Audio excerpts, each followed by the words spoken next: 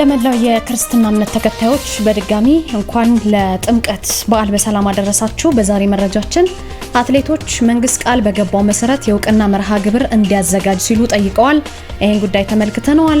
ዩናይትድ ስቴትስ የጠፈር ምርምር ተቋም ናሳ ከ54 ዓመታት በኋላ የሰው ልጅን ዳግም ወደ ጨረቃ ለመላክ በጀመረው ግዙፍ ፕሮጀክት ላይ የዓለም ዜጎች ስማቸውን በዲጂታል መልክ እንዲያስመዘግቡ ጥሪ አቅርቧል። ይህን ዜና እንነግራችኋለን። ናይጄሪያ በአየር ጥቃት 40 የቦኮ ሀራም ታጣቂዎችን ገደለች። በታይዋን አንድ ሰው ለ20 ዓመታት ቡና ለመጠጣት በተጠቀመው ቴርሙስ በሊድ መመረዝ ምክንያት ህይወቱ አልፏል። ቴርሙስ የሚያመጣውን አደጋም በዚህ ዜናችን እንነግራችኋለን። እንደምንውላችኋል። አሃዱ ኒውስ ኤንድ ፖለቲክስ የእናንተው ቻናል ነው። ከዚህ በመቀጠል በጣም ጥቂት ዜናዎችን እነግራችኋለሁ። ናርዶስ አለማየሁ ነኝ።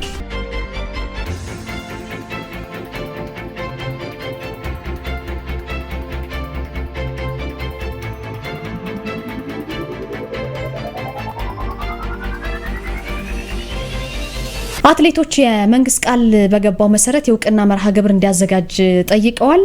የሀገር ውስጥ መገናኛ ብዙሃን እንደዘገቡት ከሆነ የቶኪዮ የዓለም አትሌቲክስ ሻምፒዮናን ጨምሮ በአህጉርና ዓለም አቀፍ ውድድሮች ላይ ኢትዮጵያን ወክለው ውጤት ያስመዘገቡ ብሔራዊ አትሌቶችና የቡድን አባላት መንግስት ቃል የገባላቸውን የገንዘብ ሽልማትና እውቅና እንዲፈጽምላቸው ነው የጠየቁት። እንግዲህ በጃፓን ቶኪዮ 20ኛው የዓለም አትሌቲክስ ሻምፒዮና ላይ የተሳተፈው የብሔራዊ አትሌቲክስ ልዑክ 2 የብርና 2 የነሐስ ሜዳሊያ በቅርቡ በአንጎላ በተካሄደው ደግሞ የአፍሪካ ወጣቶች ጨዋታዎች ላይ 6 ወርቅ 5 ብርና 6 ነሐስ ሜዳሊያ፣ ሰሞኑን ደግሞ በአሜሪካ ፍሎሪዳ በተካሄደው የዓለም ሀገር አቋራጭ አትሌቲክስ እንዲሁም ብዙዎቻችሁ ስፖርት የምትከታተሉ ሰዎች ታውቁ ይሆናል 3 ወርቅ 2 ብርና 2 ነሐስ ሜዳሊያ ማስመዝገባቸውን ታስታውሳላችሁ።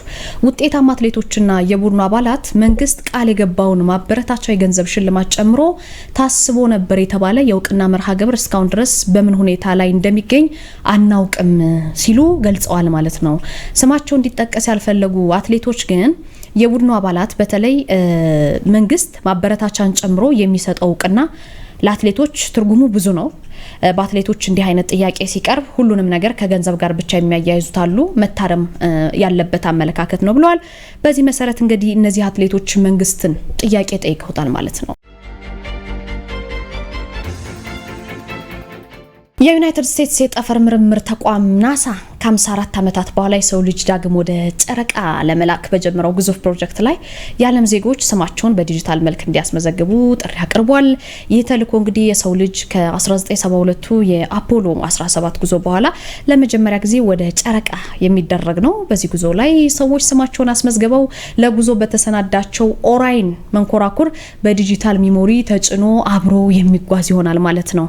እስካሁን ባለው ታሪክ በጠቅላላው 24 ሰዎች ወደ ጨረቃ ተጉዘዋል። እንግዲህ ካለንበት ምድር በጣም ብዙ ማይል ርቀው ወደ ጨረቃ ጉዞ አድርገዋል 24 ሰዎች። ነገር ግን 24ቱም ጠፈርተኞች ሁሉም ጨረቃን አልረገጡም። ጨረቃን የረገጡት 12 ሰዎች ብቻ ናቸው ግማሾቹ።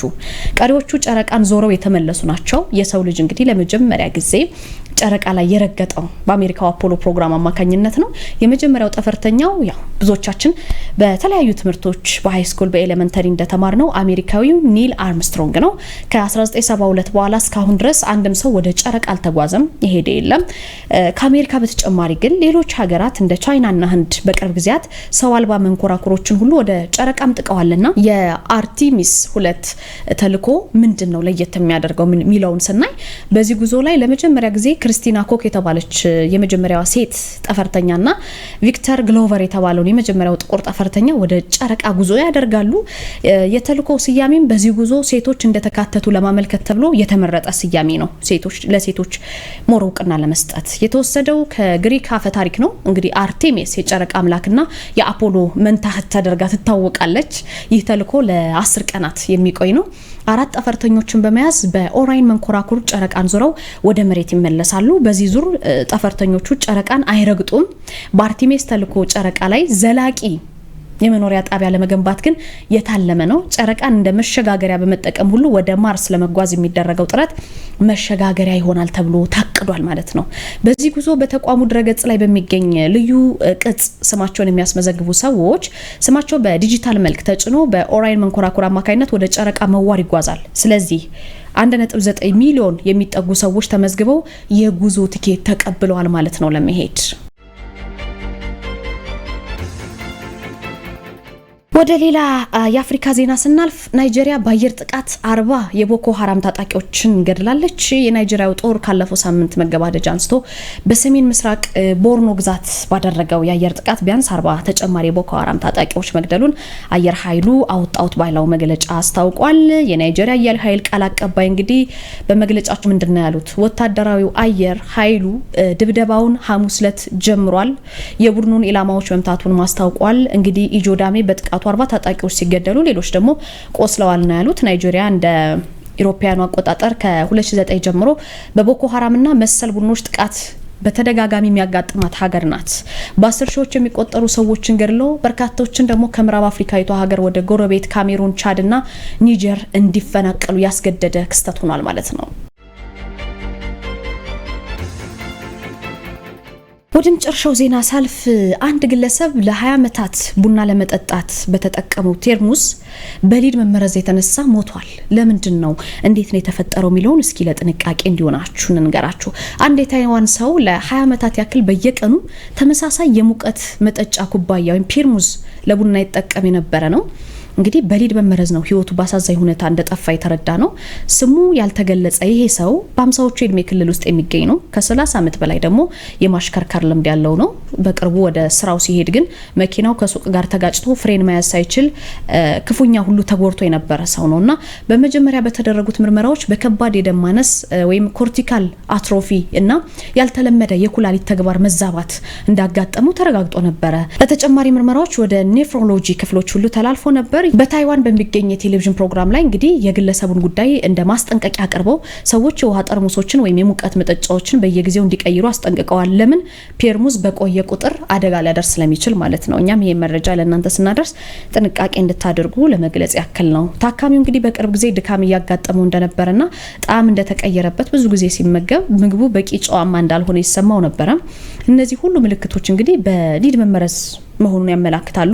ይህ ሁኔታ በደም ምርመራው የተረጋገጠ ነው። ዶክተሮች እንግዲህ የመመረዙን ምንጭ ለማወቅ ሲሞክሩ ሰውየው በየቀኑ ማለት ይቻላል ለሁለት አስርት ዓመታት ያክል ተመሳሳይ ፔርሙዝ ሲጠቀም እንደነበረ ነው የደረሱበት። በጣም የማይመከር ነገር ነው። በነገራችን ላይ ባለሙያዎቹ እንደሚሉት ከሆነ እንግዲህ ውስጠኛው ሽፋን ዝገት አለበት። የፔርሙዙ አሲዳማው ሊድ ደግሞ ወደ ቡናው በየቀኑ እየተቀላቀለ ስለሚገባ ግለሰቡን በዚህ መልኩ ሊገድለው ችሏል ማለት ነውና ረጅም ዓመት የተጠቀምንበትን ፔርሙዝ ብንችል መቀየር ቢቻል፣ ከዛ ውጭ ግን በስነ ስርዓት ውስጡን ማጠብ ቢቻል ዝገቱ ለእንደዚህ አይነት የሞት አደጋ እንዳያደርስ በዚህ መልኩ የሰው ልጅ ህይወትም ያልፋልና ጥንቃቄ እንድናደርግ ያክል ነው። ዛሬ እንግዲህ ብዙዎቻችሁ የጥምቀት በዓልን አሳልፋችሁ ረፍት ላይ እንደምትሆኑ ተስፋ እናደርጋለን። ለዛሬ ያዝናቸው መረጃዎች እነዚህን ይመስሉ ነበረ። ነገ ግን ጥሩ መረጃዎች የምንገናኝ ይሆናል። ናርዶስ አለማየሁ ነበርኩኝ ከአሀዱ ሬዲዮ። ግን አጠር ያሉ መረጃዎችን ትሰማላችሁ። በያላችሁበት ጥሩ ጊዜ ይሆንላችሁ። የዓለም ስራ ዘውዱ ቴክኒኩን እየተቆጣጠረች ልሳኑን የመራው ፍቅር ተቢተው አብረናችሁ ስንዘልቃለን። አንኳር ዘገባዎቹ ቀዳሚ ናቸው። ክልሎች ከፌዴራሉ አዋጅ ጋር በሚጻረር መልኩ የራሳቸውን ደንብና መመሪያ በማውጣት እየሰሩ መሆኑ ተገለጸ። በአማራና በትግራይ ክልሎች ከፌዴራል መንግስት ስልጣን ውጪ የማዕድን ፍቃድ የመስጠት የማደስና የማገድ ስራ መሰራቱን የኢትዮጵያ ሕዝብ እንባ ጠባቂ ተቋም ለአሀዱ አስታውቋል። ተቋሙ በማዕድን ዘርፍ ላይ ባደረገው የቁጥጥር ስራ ክልሎች ከፌዴራሉ አዋጅ ጋር በሚጻረር መልኩ የራሳቸውን ደንቦችና መመሪያዎች በማውጣት እየሰሩ መሆኑንም አስታውቋል። ይህ ህገወጥ አሰራር በተለይም በብረት በማዕድን ዘርፍ ላይ በስፋት የታየ መሆኑንም ተቋሙ ለአሀዱ በላከው መግለጫ አስታውቋል። ይህ ድርጊት በዘርፉ ላይ ከፍተኛ የመልካም አስተዳደር ችግርና የስልጣን ሽሚያ የፈጠረ ሲሆን ዋና የቅሬታ ምንጭ መሆኑንና በመንግስት መዋቅር ውስጥ ያለውን ግልጸኝነት ተጠያቂነትም ጥያቄ ውስጥ የሚከት እንደሆነም ተመላክቷል። የእንባ ጠባቂ ተቋም በበጀት ዓመቱ የ6 ወራት ውስጥ በፌዴራልና በተመረጡ ክልሎች ባደረገው ምርመራ የህግ የበላይነትን የሚሸረሽሩ በርካታ አሰራሮች መኖራቸውን ማረጋገጡን ገልጿል።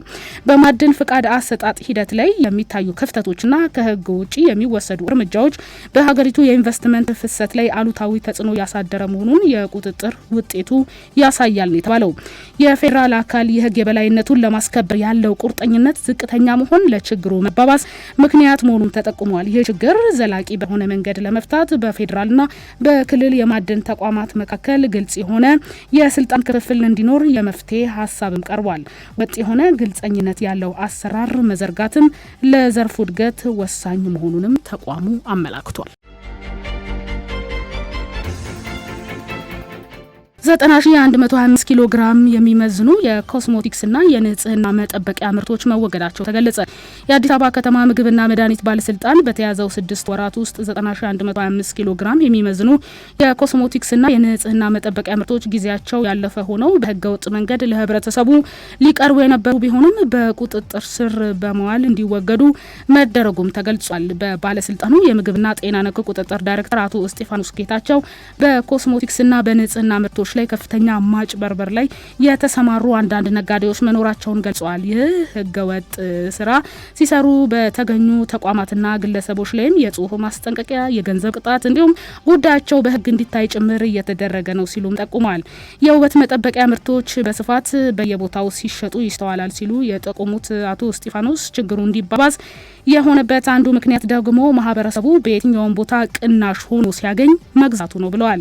ባለስልጣኑ በከተማዋ የትኛው ምርት በህገወጥ መንገድ በማዘዋወር ህብረተሰቡን ለማታለል የሚመክሩ ተቋማትም ይሁን ግለሰቦች ከድርጊታቸው መቆጠብ እንዳለባቸውም አሳስበዋል።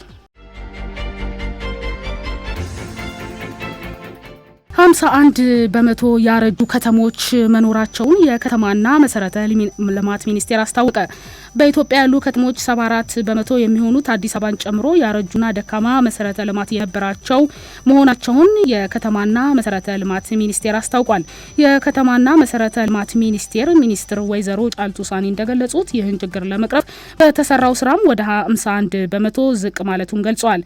የኮሪደር ልማት መልሶ ግንባታ የከተሞች ደረጃን ለማሟላት የተሰሩ ስራዎች ውጤት ማምጣታቸውን አንስተው አሁን ላይ በፖሊሲ በመደገፍም ከዚህ ቀደም የነበሩ ሌሎች ችግሮችም ይፈታሉ ነው ያሉት። የኢትዮጵያ ከተሞች ወደ 74% ገደማ የሚሆነው የኢትዮጵያ ከተማ በጣም ያረጀ ያፈጀና ከደረጃው በታች ያሉ መሰረተ ልማት ያለበት ነው። ኢንክሉዲንግ አዲስ አበባ ትልቋ ከተማንም ጨምሮ ማለት አሁን በኮሪደር ልማትም መልሶ በመገንባትም መልሰን ደግሞ የከተማውን ስታንዳርድ ባስጠበቀ መንገድ በምንሰራቸው የዜግነት አገልግሎት ስራም ጨምረን ዛሬ ላይ 74% ደረጃ ከደረጃ በታች የነበረው የከተማ ገጽታ ዛሬ 51% ላይ ዝቅ ማድረግ እንችል አድርገናል ማለት ነውና ይሄ በፖሊሲ ድጋፍ ሳያገኝ ነበር ይሄ እዚህ ደረጃ መድረስ የቻልነው። ዛሬ በፖሊሲም ድጋፍ ተገኝቶልን መሰረታዊ ሁለት ማነቆዎች አሉት። እነኛ ሁለት ማነቆች አንዱ ፋይናንስ ነው። ፋይናንስ መሬትን፣ ሁለተኛው ጉዳይ ደግሞ መሬት ነው። መሬት እንዴት መቅረብ እንዳለበት፣ ፋይናንስ እንዴት በዚህ ይሄንን ዘርፍ መደገፍ እንዳለበት ጭምር በፖሊሲ አድሬስ የተደረገ ስለሆነ እንዲሁም አሁን ላይ ከገጠር ወደ ከተማ የሚደረግ ፍልሰት ጨምሯል ያሉት ሚኒስትሯ በዓለም አቀፍ ተሞክሮ መሰረት ከተሞች በትውልድና በፍልሰት ምክንያት ይፈጠራሉም ሲሉም ገልጸዋል። ይህም የህዝብ ቁጥር ከመጨመሩ ጋር ተያይዞ ከተሞች እንዲፈጠሩ ሲደረግ፣ በሌላ በኩል ዜጎች የተሻለ ነገርን ፍለጋ በሚያደርጉት ፍልሰት ከተሞች እንደሚፈጠሩም ጠቁመዋል። ነገር ግን በኢትዮጵያ የከተሞች አፈጣጠር ከትውልድ ይልቅ በፍልሰት ከ46 በመቶ በላይ የሚሆኑት ይመሰረታሉ ነው ያሉት። ይህም ተጨማሪ የሰው ጉልበት፣ የሰው ኃይልና እውቀትን የሚፈጥር ሲሆን፣ በሌላ በኩል ከተሞች ተዘጋጅተው የሚፈለገውን አገልግሎት መስጠት በማይችሉበት ልክ ፍልሰት መኖሩ የሚያመጣው ጫናም ከፍተኛ ነው ሲሉም ጠቁመዋል። በሱዳን ዳርፉር በተፈጸመ ጥቃት ከ100 በላይ ሲቪሎች ተገለዋል። በምዕራብ ሱዳን ዳርፉር በተፈጸመ ጥቃት ከ100 በላይ ሲቪሎች ተገለዋል። ሌሎች 88 ሰዎች ደግሞ ቆስለዋል ነው የተባለው። በጥቃቱም ከ18000 በላይ ቤተሰቦች መፈናቀላቸውን የእርዳታ ቡድኑ ባወጣው መግለጫም አስታውቋል። በተመሳሳይ በርካታ መኖሪያ ቤቶችም ተቃጥለዋል። ይህ ጥቃት የተከሰተው በቅርብ ቀናት ውስጥ በሰሜን ዳርፉር ከቻድ ድንበር አቅራቢያ ነው። በሚያዝያ 2023 በሱዳን ጦር ሰራዊትና በፈጥኖ ደራሽ ኃይሎች መካከል የተፈጠረው ግጭት በሺዎች የሚቆጠሩም ሰዎች ተገድለዋል። እንዲሁም በሚሊዮን የሚቆጠሩት ሰዎች ደግሞ ከቀያቸው ተፈናቅለዋል የተባለው ዘገባው የአናዶሉ ነው። የየመን ከ22 ወዲህ የከፋ የምግብ ቀውስ እንደተደቀነባት ተገለጸ። የመን ወደ አደገኛ የምግብ እጥረት አዲስ ምዕራፍ እየገባች መሆኑን የዓለም አቀፍ የማዳን ኮሚቴ አስታውቋል።